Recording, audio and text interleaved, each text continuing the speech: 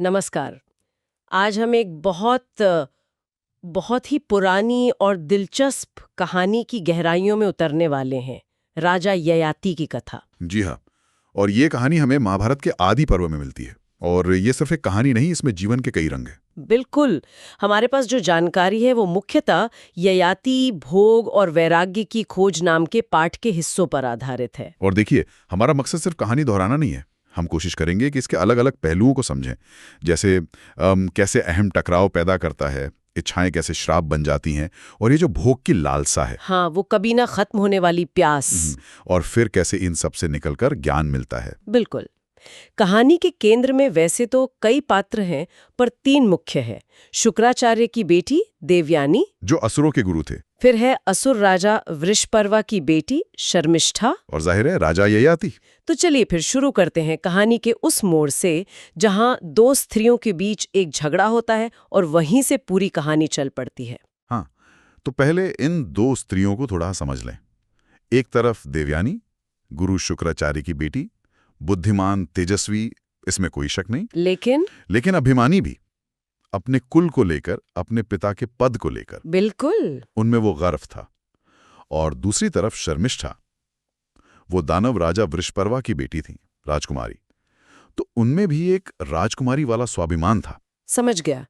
2 ताकतवर व्यक्तित्व। हाँ, तो होता यह है कि एक दिन शर्मिष्ठा, देवयानी और उनकी बहुत सारी सहेलियां सब मिलकर जंगल घूमने निकलती हैं। बड़ा अच्छा माहौल होगा। बहुत सुंदर। वन में सरोवर हैं, कमल खिले हुए हैं, भंवरे गुनगुना रहे हैं, सब लड़कियां पानी में उतर जाती हैं, नहाने लगती हैं, खेलने लगती हैं, एकदम बेफिक्र होकर। लेकिन तभी कुछ अप्रत्याशित होता है। हाँ, संयोग से उसी समय भगवान शंकर और माता पार्वती वहां से गुजर रहे होते हैं। अरे! अब उन्हें देखकर तो सब लड़कियां घबरा जाती हैं, एकदम से पानी से निकलकर भागती हैं अपने कपड़े पहनने के लिए। और उसी हड़बड़ी में, उसी जल्दबाजी में गड़बड़ हो जाती है। देवयानी गलती से शर्मिष्ठा के वस्त्र पहन लेती हैं। ओहो! और शर्मिष्ठा ये देख लेती हैं। हाँ। और शर्मिष्ठा को ये बात बहुत बुरी लगती है। वो गुस्से से भर जाती हैं। उनका वो राजकुमारी वाला अहंकार जाग जाता है। वो क्या कहती हैं? वो सीधे देवयानी पर चिल्लाती हैं, अरे तू तो हमारे उपाध्याय, मतलब हमारे गुरु की बेटी है, तेरी हिम्मत कैसे हुई मेरे राजकुमारी के वस्त्र पहनने की? ये तो सीधे सीधे दर्जे का सवाल बना दिया उन्होंने। बिल्कुल। ये सिर्फ कपड़ों की अदला बदली नहीं थी, ये अपमान था शर्मिष्ठा के लिए। पर देवयानी भी चुप रहने वालों में से नहीं थी। उनमें भी तो अपने पिता के पद का अभिमान था। वही, उन्होंने पलटकर जवाब दिया, राजकुमारी, शायद तुम भूल रही हो, मेरे पिता तो तुम्हारे पिता के भी गुरु हैं। हमारे कुल की परंपरा देखो तो, तुम जैसे दानव तो हमारे शिष्य रहे हैं हमेशा। अरे बाप रे, ये तो आग में घी डालने जैसा हो गया। बिल्कुल। ये बात शर्मिष्ठा को चुभ गई। अपमान का घूंट वो पी नहीं पाई, और गुस्से में उन्होंने अपनी सहेलियों को हुक्म दिया, इस घमंडी को उठाओ और पास के कुएं में फेंक दो। क्या? सचमुच? हाँ, सचमुच। और सखियों ने वैसा ही किया। देवयानी को पकड़कर पास के एक सूखे कुएं में धक्का दे दिया। ये तो बहुत बुरा हुआ। 2 लोगों का अभिमान कहाँ से कहाँ ले गया बात को। सही कहा। शर्मिष्ठा का गुस्सा और देवयानी का पलटवार, दोनों ने मिलकर ये स्थिति बना दी। और देखिए, राजकुमारी का आदेश और सखियों का पालन, ये सत्ता का दुरुपयोग भी दिखाता है। अब देवयानी कुएं में है। आगे क्या होता है? कुछ समय बीतता है। अब कहानी में राजा ययाति का प्रवेश होता है। वो शिकार पर निकले थे अपनी सेना के साथ। अच्छा। घूमते घूमते उन्हें प्यास लगती है, और पानी की तलाश में वो उसी कुएं के पास पहुंच जाते हैं। और वहां उनकी नजर देवयानी पे पड़ती है। हाँ, वो देखते हैं कि कुएं में एक युवती गिरी हुई है, असहाय। उन्हें दया आती है। वो अपना वस्त्र नीचे फेंकते हैं और देवयानी को सहारा देकर बाहर निकालते हैं। बाहर आकर देवयानी क्या करती हैं? वो ययाति को पहचानती हैं? पहचानती तो नहीं, पर वो तुरंत कहती हैं, राजन, आपने मेरा हाथ थामा है। ये बात याद रखिएगा, मैं कोई साधारण स्त्री नहीं हूं, मैं भगवान शुक्राचार्य की पुत्री देवयानी हूं। ओह, ये सिर्फ परिचय नहीं लग रहा, इसमें कुछ और भी है। बिल्कुल। राजा ययाति भी ये सुनकर शौक जाते हैं। वो कहते हैं, देवी, मैंने तो बस आपकी मदद करने के लिए हाथ बढ़ाया था, मेरा कोई और इरादा नहीं था। वो शायद थोड़ा असहज हो गए थे। लेकिन देवयानी शायद इसे अलग तरह से देख रही थीं। हाँ, वो कहती हैं, नहीं राजन, अब तो भाग्य ने ही फैसला कर दिया है। विधि का विधान है कि मैं किसी ब्राह्मण से विवाह नहीं कर सकती। मेरे भाग्य में तो क्षत्रिय पति ही लिखा है, और वो आप ही हैं, क्योंकि आपने मेरा हाथ थामा है। क्या बात है! मतलब उन्होंने इसे एक संकेत मान लिया। या शायद ये अपमान का बदला लेने और अपनी स्थिति मजबूत करने का एक तरीका भी हो सकता है। हो सकता है। ये पात्रों की जटिलता है, पर राजा ययाति के लिए ये एक मुश्किल स्थिति थी। वो एक प्रतिष्ठित राजा थे। हाँ, वो सीधे हाँ या ना कैसे कहते? उन्होंने बड़ी समझदारी दिखाई। उन्होंने एक शर्त रखी। बोले, ठीक है देवी, अगर आपके पिता महान शुक्राचार्य जी इस संबंध के लिए अपनी अनुमति देते हैं तो मुझे इसे स्वीकार करने में कोई आपत्ति नहीं होगी। अच्छा, मतलब उन्होंने फैसला शुक्राचार्य पर छोड़ दिया? ये तो कूटनीति हुई। बिल्कुल। अब गेंद देवयानी के पाले में थी। वो सीधे अपने पिता शुक्राचार्य के पास गई और रोते हुए सब बताया होगा। रोते हुए बिलखते हुए उन्होंने पूरी कहानी सुनाई, कैसे शर्मिष्ठा ने उनका अपमान किया, कपड़े पहने, ताने मारे और फिर कुएं में फेंक दिया। शुक्राचार्य तो बहुत क्रोधित हुए होंगे, वो तो असुरों के गुरु थे। बहुत ज्यादा। अपनी बेटी का ऐसा अपमान, उन्हें लगा यह असुर राजा वृषपर्वा का भी अपमान है। उन्होंने तुरंत वृषपर्वा को संदेश भेजा, सावधान, मेरी पुत्री का अपमान मुझे बर्दाश्त नहीं, इसके बुरे नतीजे भुगतने को तैयार रहो। वृषपर्वा तो डर गए होंगे।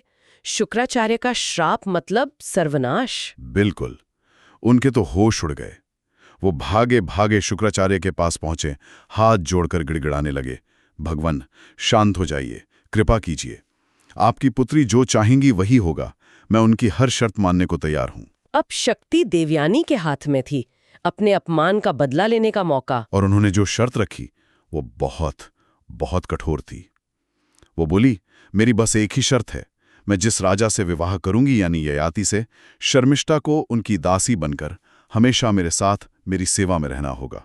क्या राजकुमारी शर्मिष्ठा को दासी बनना पड़ेगा? हाँ, जरा सोचिए, जिसने कल तक हुक्म चलाया उसे अब दासी बनना है। ये सिर्फ शारीरिक गुलामी नहीं थी, ये तो उसका सारा मान सम्मान छीन लेना हुआ, सामाजिक रूप से खत्म कर देना। सही कहा। एक राजकुमारी के लिए ये मौत से कम नहीं था। लेकिन अपने पिता, अपने राज्य, अपने लोगों को बचाने के लिए राजकुमारी शर्मिष्ठा ने ये अपमान स्वीकार कर लिया। वो देवयानी की दासी बनने को तैयार हो गई। यहाँ शर्मिष्ठा का एक अलग रूप दिखता है, पहले अहंकार और अब इतना बड़ा त्याग। हाँ, पात्र सीधे सापाट नहीं है। और ये देवयानी के मन में बदले की भावना की गहराई भी दिखाता है। अपमान का बदला अपमान से, शायद उससे भी ज्यादा कड़वा।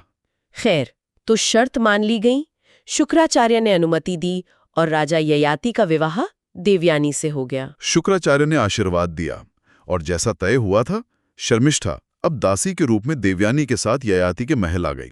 महल पहुंचकर देवयानी ने ययाति से कुछ कहा होगा शर्मिष्ठा के बारे में? हाँ, उन्होंने अपना अधिकार जताते हुए ययाति को चेताया।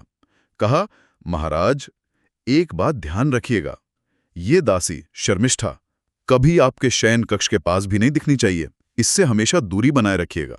और ययाति ने वचन दे दिया। हाँ, ययाति ने वचन दे दिया। शायद वो देवयानी को नाराज नहीं करना चाहते थे या फिर किसी और झगड़े से बचना चाहते थे। वादा कर लिया कि वो शर्मिष्ठा से दूर रहेंगे। लेकिन वचन देना और निभाना हमेशा एक जैसा नहीं होता। बिल्कुल। समय बीतता गया और जो देवयानी नहीं चाहती थी वो आखिर में हुआ। कैसे? कहानी में मोड़ कब आया? मोड़ तब आया जब देवयानी गर्भवती थीं। उस दौरान एक दिन शर्मिष्ठा को मौका मिला राजा ययाति से अकेले में मिलने का। अच्छा। वो ययाति के पास गईं और बड़ी, कह सकते हैं, चतुराई से अपनी बात रखी। क्या कहा? उन्होंने कहा, महाराज, मैं जानती हूं मैं आपकी पत्नी की दासी हूं, पर मैं भी एक स्त्री हूं, मुझ में भी इच्छाएं हैं और धर्म तो यही कहता है कि जिस स्वामिनी की मैं दासी हूं उसका पति एक तरह से मेरा भी स्वामी ही हुआ। क्या मुझे संतान पाने की इच्छा रखने का अधिकार नहीं?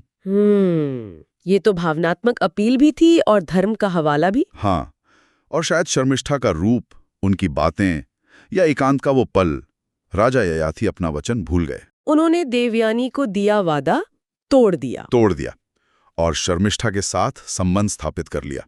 और समय के साथ शर्मिष्ठा से भी ययाति को पुत्र हुए। यहाँ मानवीय कमजोरी दिखती है, बड़े बड़े वचन भी टूट जाते हैं। बिल्कुल। कैसे इच्छाएं, मोह, परिस्थितियां विवेक पर हावी हो जाती हैं। और जब ये राज खुला होगा तब तो हंगामा हो गया होगा। भयंकर। एक दिन देवयानी को पता चली गया, न सिर्फ वचन तोड़ने का बल्कि शर्मिष्ठा से संतानों का भी। उनका क्रोध तो आसमान पर पहुंच गया होगा। ये तो सीधा धोखा था।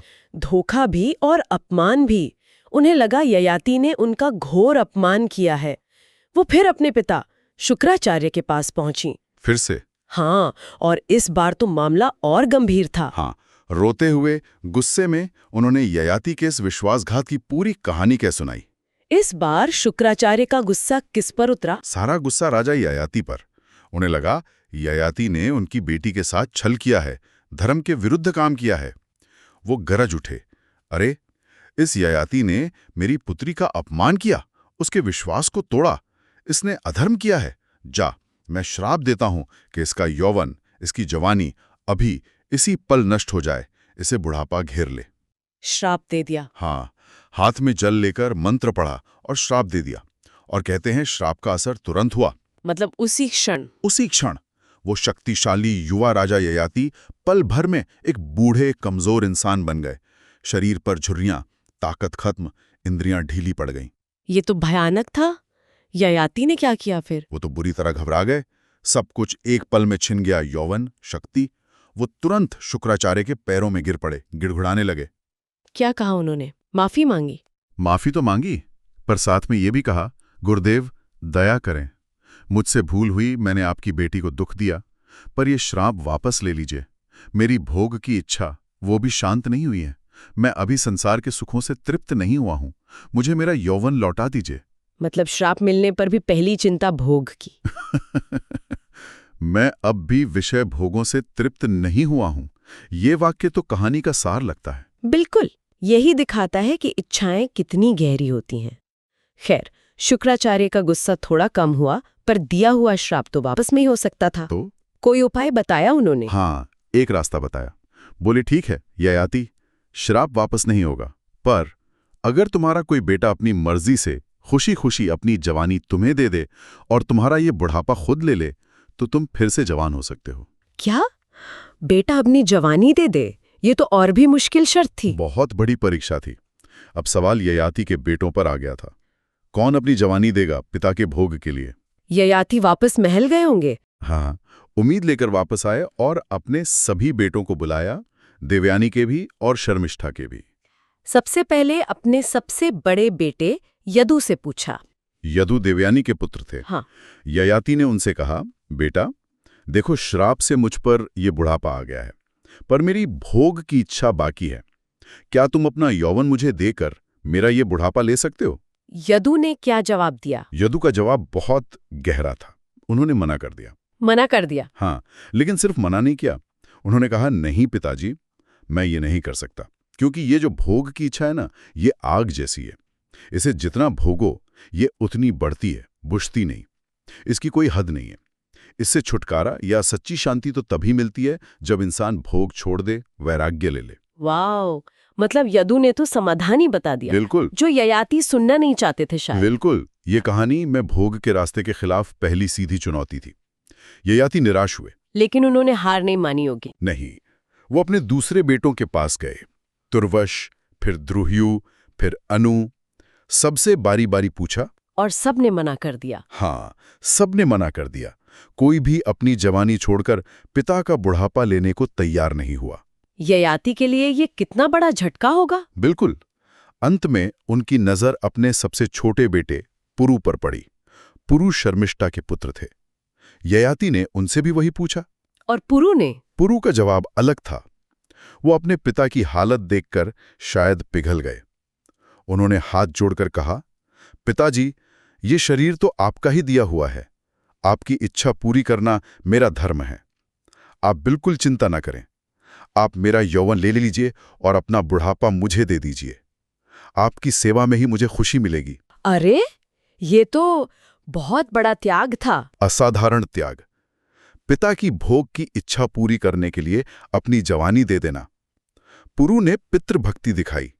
भले ही पिता की इच्छा पर सवाल उठ सकते थे। ययाति तो बहुत खुश हुए होंगे। उनकी खुशी का ठिकाना नहीं रहा। लगा जैसे सब कुछ वापस मिल गया। उन्होंने पुरु को गले लगाया, आशीर्वाद दिया और फिर विधान के अनुसार ययाति ने पुरु का यौवन ले लिया और फिर से जवान हो गए। और पुरु बूढ़े हो गए समय से पहले। हाँ। अब ययाति को वो मिल गया था जिसके लिए वो तड़प रहे थे, यौवन और भोग का मौका। और उन्होंने क्या किया? कहते हैं उन्होंने पुरु की जवानी लेकर अगले 1000 साल तक 1000 साल? हाँ, 1000 वर्षों तक हर तरह के सांसारिक सुख भोगे।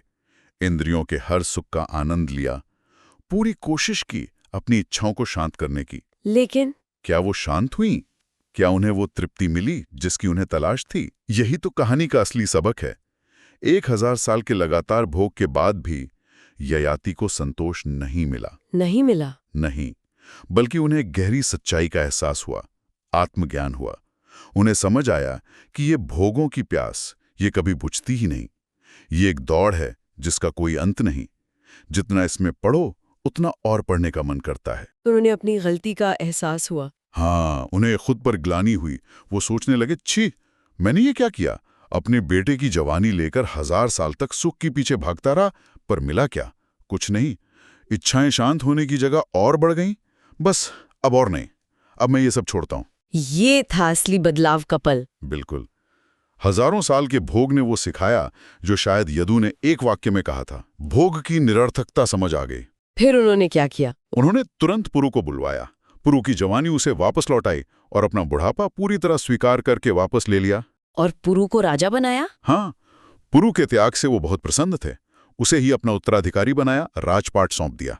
कहते हैं यदु और बाकी बेटे जिन्होंने मना किया था उन्हें राज्य नहीं मिला। पुरु के वंशज ही पौरव कहलाए, जिनसे आगे कुरु वंश चला। और ययाति? ययाति ने राजसी कपड़े उतारे, साधारण वल्कल पहने और सब कुछ छोड़कर तपस्या करने वन में चले गए। तपस्या?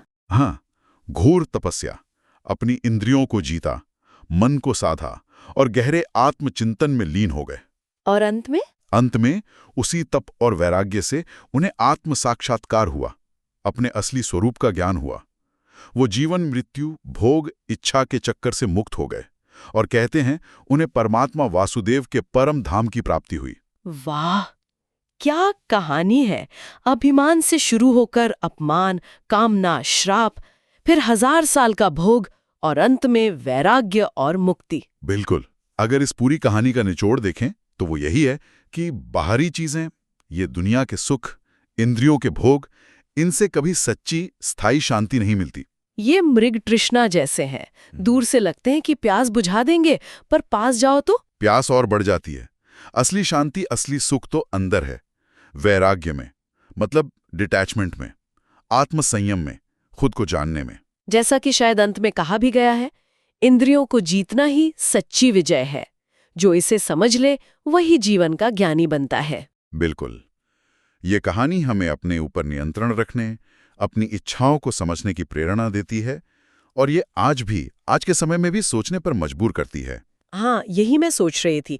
ये इतनी पुरानी कहानी जिसमें भोग और त्याग का इतना बड़ा संघर्ष है, आज का जो हमारा समय है जहाँ हर तरफ इतनी इच्छाएं हैं, इतने विकल्प हैं, क्या ये कहानी आज हमारे संघर्षों से जुड़ती है? ये बहुत गहरा सवाल है, नहीं?